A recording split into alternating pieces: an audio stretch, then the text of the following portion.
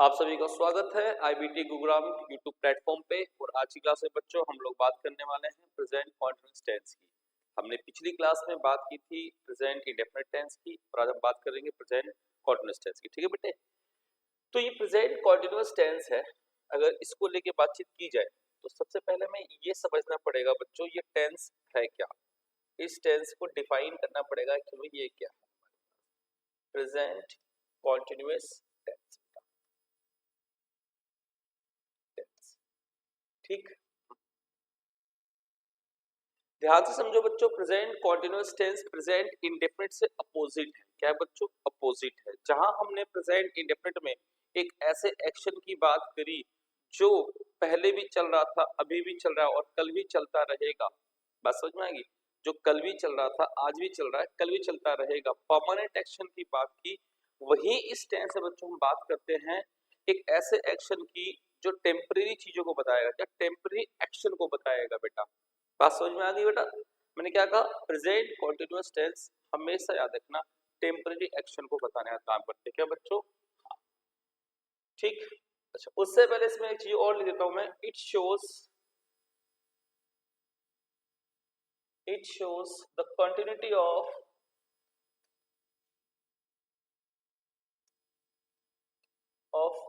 Any action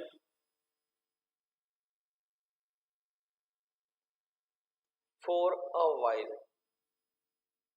क्या करता है बच्चों? किसी भी एक्शन की कॉन्टिन्यूटी को बताता है, ठीक है, जो अभी चल रही हो, ठीक, कुछ देर तक के लिए चले, मतलब जो परमानेंट ना हो, जो टेम्परेरी हो। ठीक बेटा।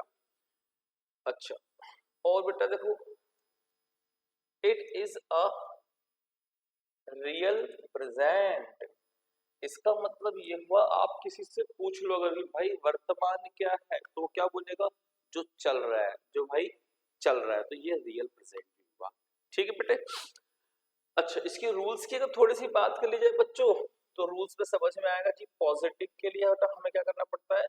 Subject plus is plus am plus are plus verb की first form plus ING plus object. ठीक है भाई।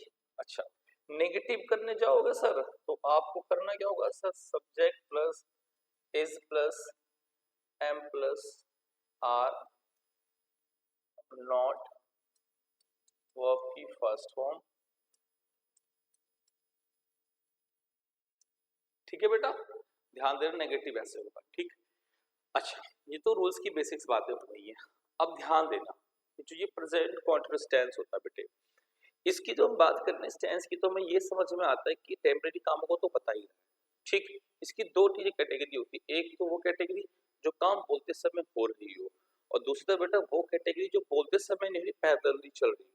क्या मैंने कहा बच्चों? एक तो ये बच्चों बताने का काम करता है उस एक्शन की, action is going at the time of speaking. Action is going at the time of speaking. At the time of at the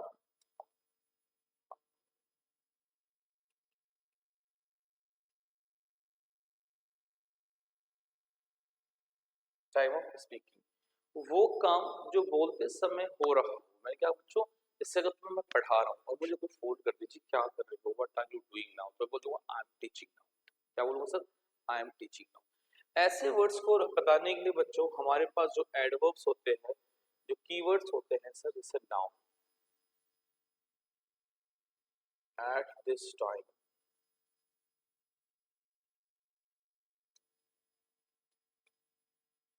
at this moment, ठीक है, at present,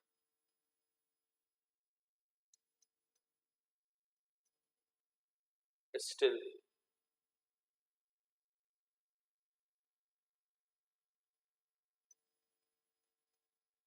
currently, etc। बेटा इन ये जो मैंने बताया ना, जो काम बोलते समय हो रहा उनको रिप्रेजेंट करने के लिए बच्चों हमारे पास क्या होते हैं?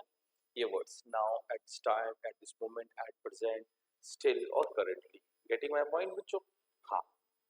वहीं दूसरी ओर हमारे पास कुछ पैरेलल एक्शंस को बताने के लिए, क्या कहा बच्चों, पैरेलल एक्शंस को बताने के लिए, पैरेलल एक्शन को रिप्रेजेंट करने के लिए बच्चों होते हैं, जैसे हमने कहा सर these days, क्या बच्चों, these days, ठीक,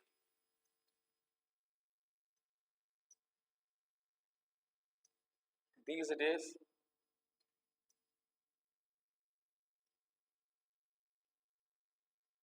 nowadays,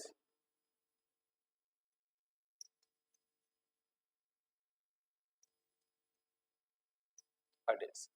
बेटा these days का मतलब होता है इन दिनों, क्या होता है बच्चों, इन दिनों, ध्यान देना, ठीक है।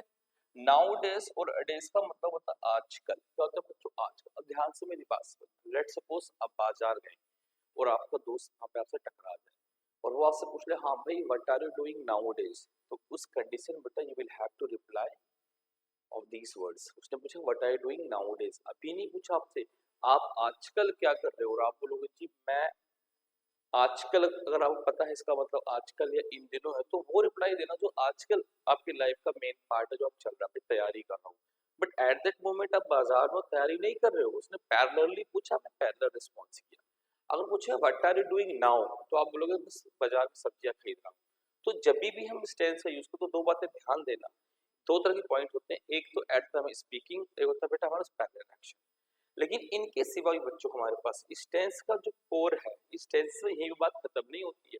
कंपटीशन लेवल पे यहाँ पे जो क्वेश्चंस बनते हैं, ये तो हमने बस एक बेसिक लेवल से बात कर ली। कंपटीशन लेवल जब पढ़ने जाओ आप और किसी अच्छे एग्जाम को टारगेट करो, तो ध्यान देना कुछ ऐसे वर्ब्स है हमारे पास बच्चों, हमारे पास कुछ ऐसे, है ना, there are some following verbs,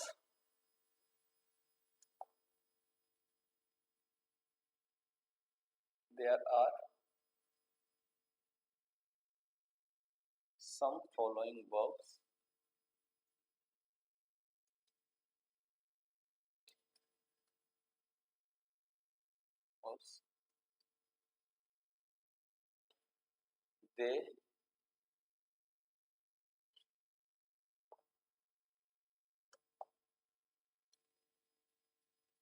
they are not used in ing form।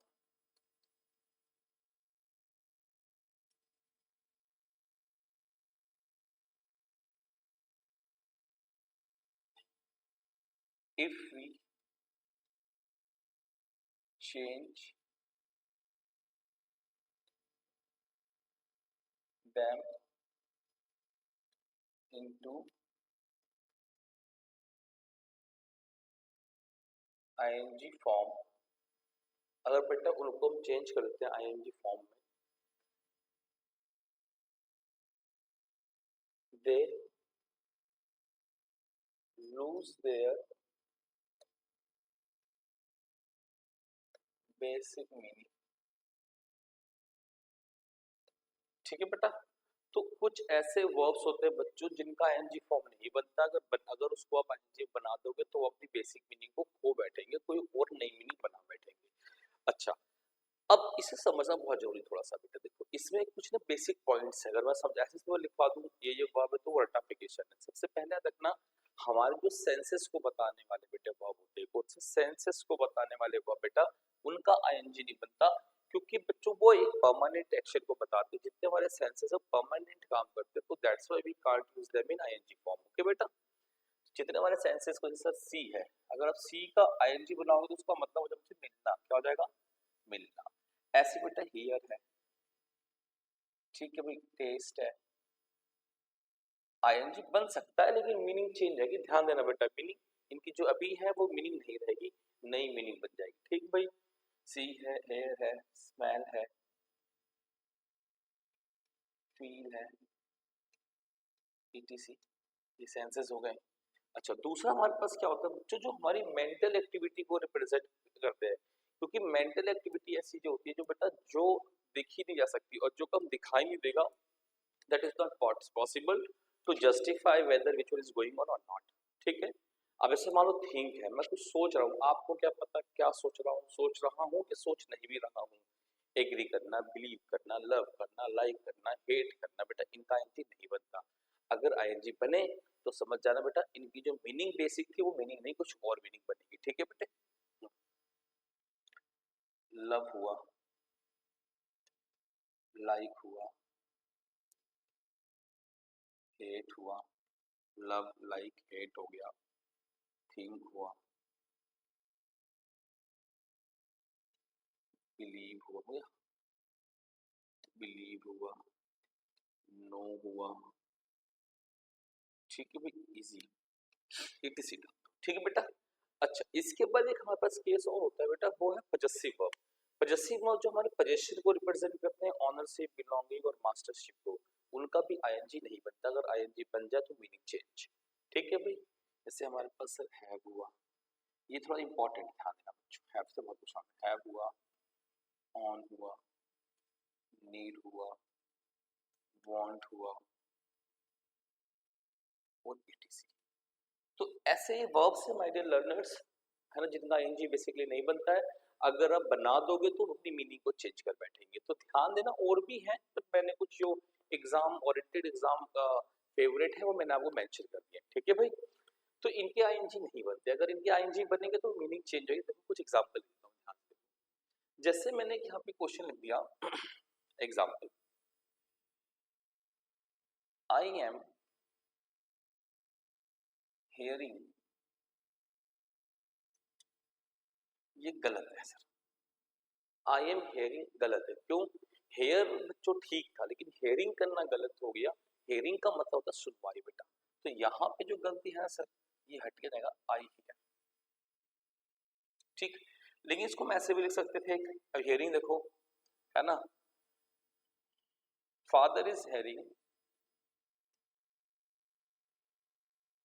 Father is hearing the matter of,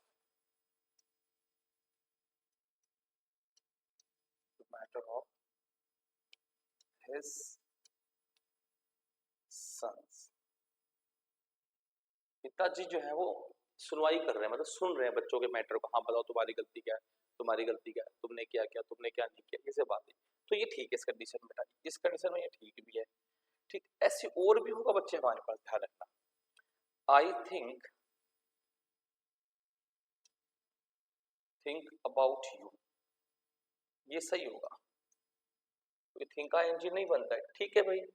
पर यहां पे अगर हम थिंकिंग बनाएंगे, I am thinking to start a new business.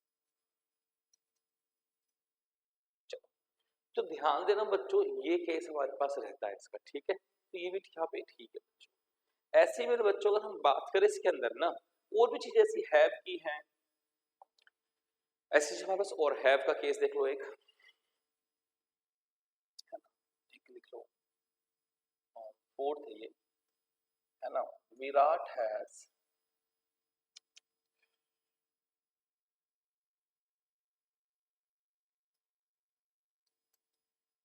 Virat has huge fan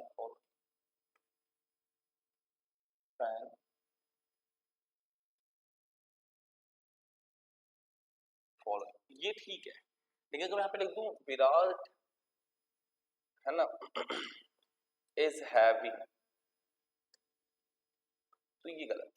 देखो ये यहाँ गलत हो जाएगा बेटा। ठीक है बच्चों, गलत हो जाएगा। और हमको पता होना चाहिए हैविंग की मीनिंग होती है बेटा ईटिंग, ड्रिंकिंग, एंजॉयिंग। ठीक, अच्छा इस टेंस का एक यूज हम और करते हैं बच्चों, जैसे हमने कह दिया डोंट डिस्टर्ब मी। एक सेंटेंस देखो, don't disturb me, I am teaching now. तो एक तो इसका बेटा ये भी यूज होता है हमारे पास, ध्यान रखना, जिससे कोई काम अभी इसको मना करना कि शोर मत मचाओ, बच्चा सो रहा है ना, इस तरह से। एक इसका और हम यूज करते हैं बेटा, हमें पता है कि ऑलवेज, हमें पता है ऑलवेज और सेल्डम, ऑलवेज है, सेल्डम है, इनका जो यूज करते हैं बेटा, या नेवर या सेल्डम है, इनका जो यूज हम करते हैं वो प्रेजेंट इंडेफिनिट टेंस। लेकिन बेटा इनको कॉन्टिन्यूअस में भी यूज कर सकते हैं, अगर वो हमारे पास कोई चीज इरिटेटिंग और डिस्टर्बिंग सेंस हो, क्या बच्चों? हाँ, using of always, using of always और using of always in present continuous tense.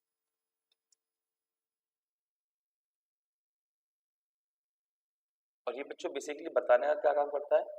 Irritating sense, irritating और टीजिंग सेंस।